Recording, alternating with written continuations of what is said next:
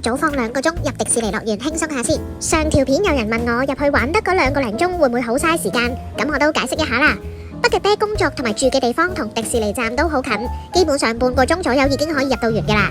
休息嘅時間揾個開心嘅地方去下，用自己嘅方式 relax， 其實都唔會計住話嘥唔嘥時間嘅。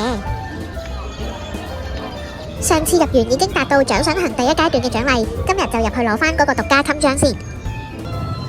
我幫佢買咗個頭箍啊！哎呀，跌咗添。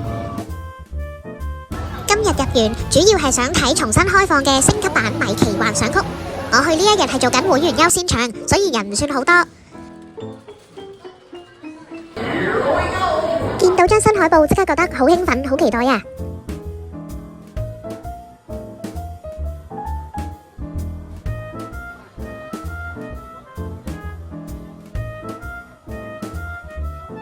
係熟悉嘅場景，戴翻眼鏡就開始啦。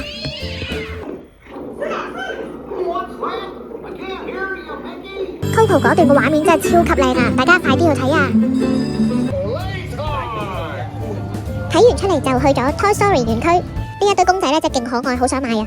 不過如果要儲齊所有角色，應該都幾貴下喎。本身我係想買杯雪糕清涼一下，不過就俾呢個 Waffle Sandwich 吸引咗。入面嘅餡料係有燉牛肉、蘑菇、車打芝士、士多啤梨醬，味道好濃郁，唔會食到好強嘅士多啤梨味。不過呢，就成件食晒都唔覺得漏。點解我會而家先發現有咁好味嘅小食㗎？散下步食下件 waffle， 見到原野劇場開始入場啦。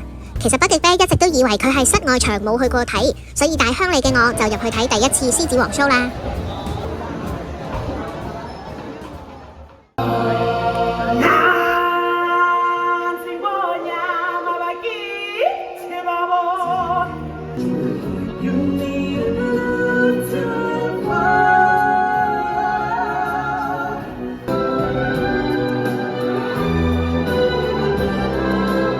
個獅子王 show 真係超正，如果有人好似我咁傻仲未睇過嘅，唔該快啲同我去睇啊！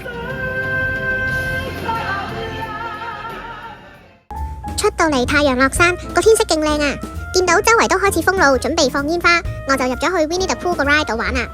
呢個 ride 咧真係要等到夜晚，大家去晒等煙花先排到隊玩噶。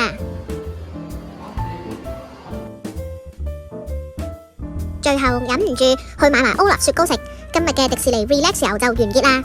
等新嘅花車巡遊開始，再同大家分享啦！